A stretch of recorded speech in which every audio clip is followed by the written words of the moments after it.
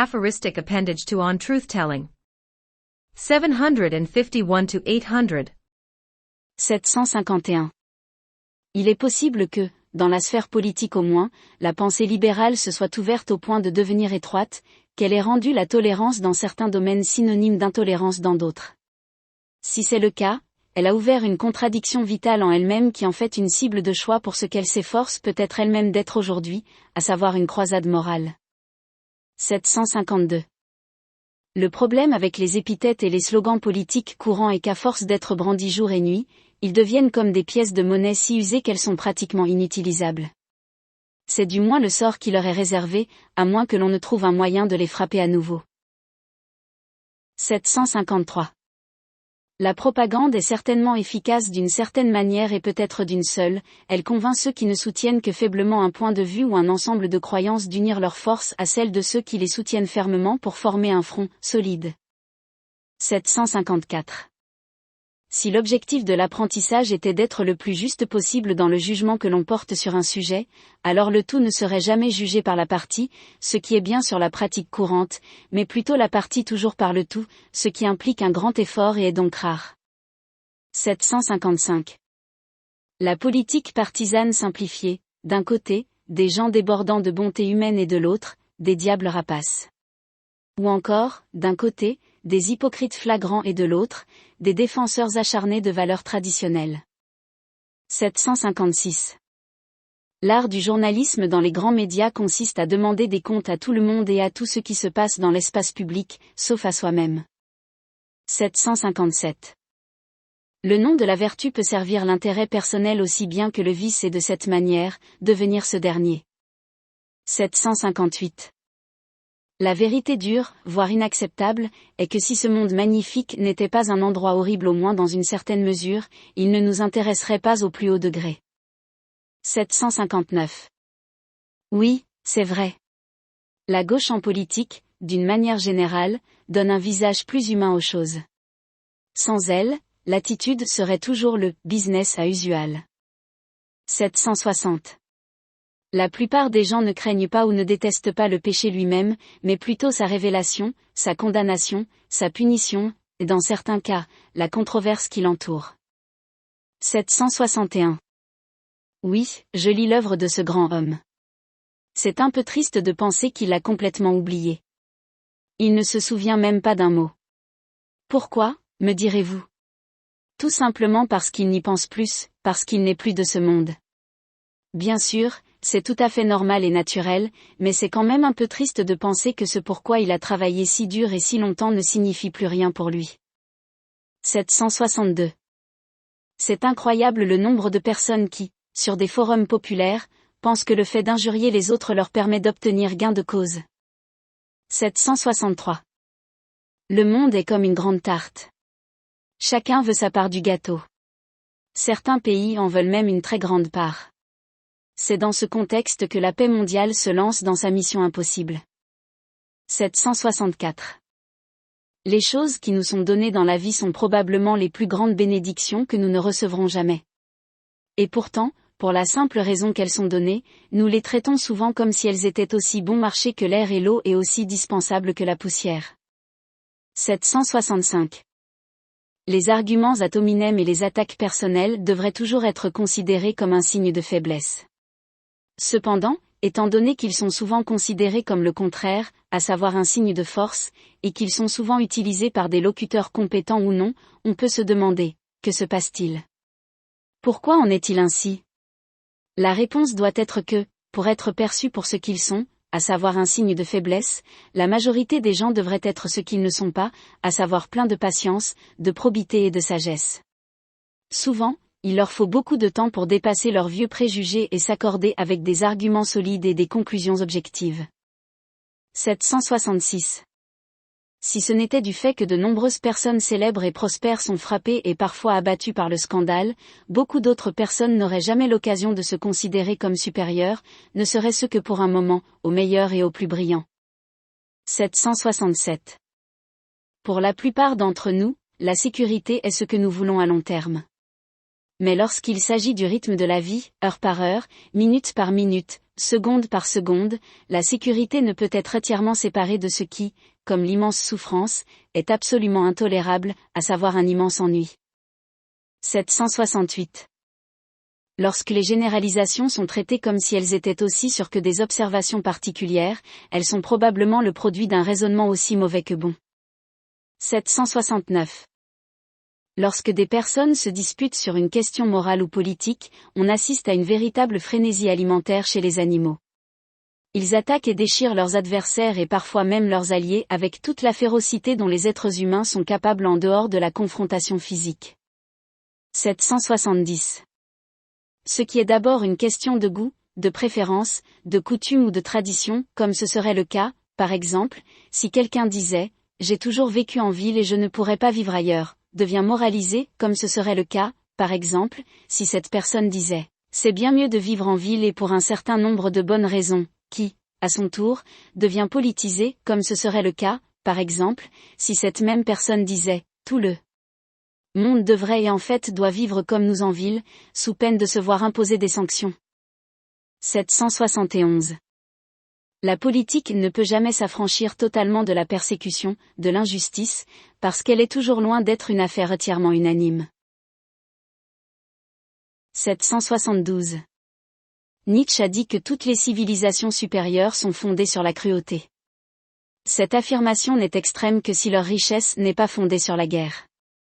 773.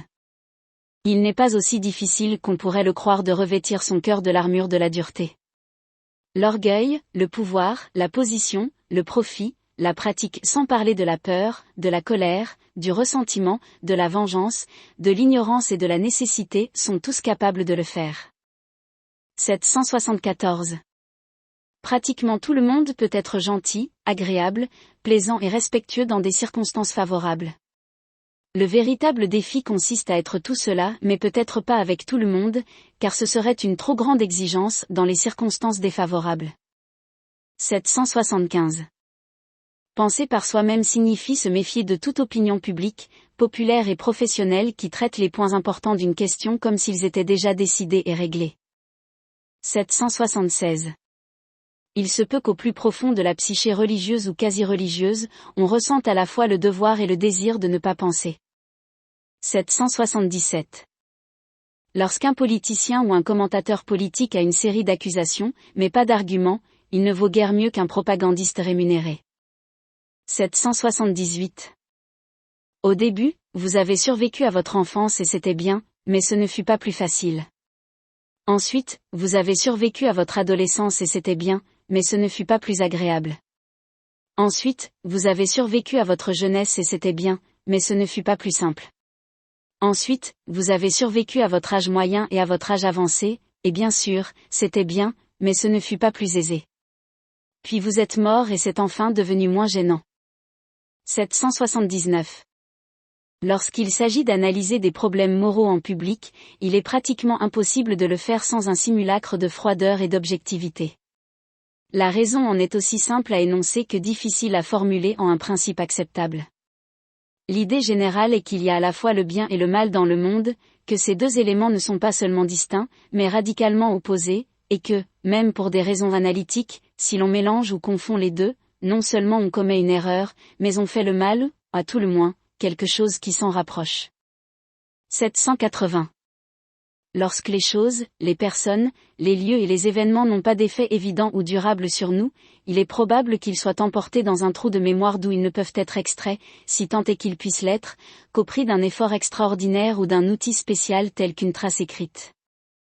781. Tous ceux qui allient jeunesse et forme physique parfaite appartiennent à une minorité de dieux privilégiés qui vivent et travaillent parmi nous et qui, malheureusement, sont destinés à quitter ce rôle et cette scène magnifique. Mais s'il n'en était pas ainsi, combien l'envie pourrait devenir meurtrière. 782. Quand on a 20 ans ou à peu près, on n'envisage souvent pas son avenir, du moins avec anticipation et excitation, au-delà de 30 ou 35 ans. C'est comme si nous étions tous des Alexandres qui, en regardant ce qui devrait se passer entre-temps, ne voient qu'une chose, une série de conquêtes. 783.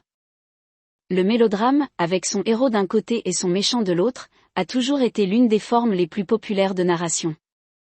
Il n'est donc pas surprenant que les médias, dont l'objectif est de vendre un produit, utilisent cette forme pour véhiculer leur vérité. 784. Le présent peut être une période assez triste pour ceux qui ont connu la gloire passée, mais qui, pour une raison ou une autre, lui ont survécu. À plus forte raison, si l'on peut quantifier, pour ceux qui ont toujours voulu accomplir de grandes choses, mais qui, même à leurs propres yeux, n'y sont pas parvenus. 785. L'un des avantages de savoir à quel point la vie est précaire pour chacun d'entre nous est qu'il devient alors difficile d'être envieux de qui que ce soit, ou du moins plus difficile qu'autrement. 786. La vertu pratiquée, mais rarement prêchée aura toujours un effet plus profond et plus durable que la vertu prêchée, mais rarement mise en pratique. 787. Chaque individu est tellement redevable à la société et au monde en général de ce qu'il est en tant qu'être humain que, si l'humanité entière en prenait soudain conscience, si elle était soudainement frappée par cette dette à laquelle personne ne peut échapper et à laquelle personne ne peut penser, sauf brièvement ou à la volée, à l'exception de l'homme ou de la femme profondément spirituelle, l'égoïsme lui-même serait anéanti, de même que la plupart, sinon tous les éléments fonctionnels de la société. 788. La plus grande intuition que l'on puisse avoir est que rien ne doit être exactement comme il est et que tout et n'importe quoi peut changer, et même changer radicalement. Si quelqu'un en doute, qu'il pense un instant à l'infinie variété d'animaux et de plantes dans le monde, non seulement aujourd'hui, mais depuis des millions d'années. 789. Être féminin et vieillir, c'est perdre son attrait, et être masculin et vieillir, c'est perdre sa force. Mais ne nous leurrons pas sur ces propositions, qui vont en partie à l'encontre de la pensée de l'époque, car nous ne parlons que d'un seul type d'attrait et d'un seul type de force, et de rien d'autre. 790. Remplacer les arguments par des accusations est le moyen le plus rapide pour ceux qui ont un agenda. 791. Pensez qu'une grande partie de ce qui est aujourd'hui considéré comme frais, nouveau, avancé et révolutionnaire semblera un jour aussi daté que beaucoup de choses du passé. Mais bien sûr, ce n'est pas l'attitude habituelle qui consiste à penser que ce que nous avons créé, inventé, repensé et dont nous sommes fiers durera toujours, se levant chaque jour comme un nouveau soleil. 792. Même si nous la condamnons, la stupidité est divertissante si elle ne nous affecte pas négativement. 793. Autant nous le condamnons, et nous le condamnons bien plus que la bêtise, le mal est divertissant, mais qui oserait l'admettre, s'il ne nous affecte pas négativement ou seulement jusqu'à un certain point. 794. La curiosité humaine dépasse toutes les limites, sauf celles qui nous fatiguent, nous mettent mal à l'aise ou nous effraient, et parfois même elles les dépassent. 795. Penser que la société va se débarrasser des discours et des actes haineux, alors que la politique reste leur terrain de jeu privilégié. 796. Avoir de bonnes intentions, mais être malhonnête ne vaut pas mieux qu'avoir de mauvaises intentions, mais être honnête. 797. La volonté de puissance est telle que ce qui n'est pas la norme, mais se sent en position de force se considérera comme la norme jusqu'à ce qu'elle le devienne. 798. Pour ceux qui ont de la chance, l'esprit est le muscle le plus fort du corps. 799. Seules les informations prises à cœur entraînent des changements ou un véritable engagement. 800. Si la vie n'était pas nuancée à l'extrême, pourquoi aurions-nous besoin de poésie ?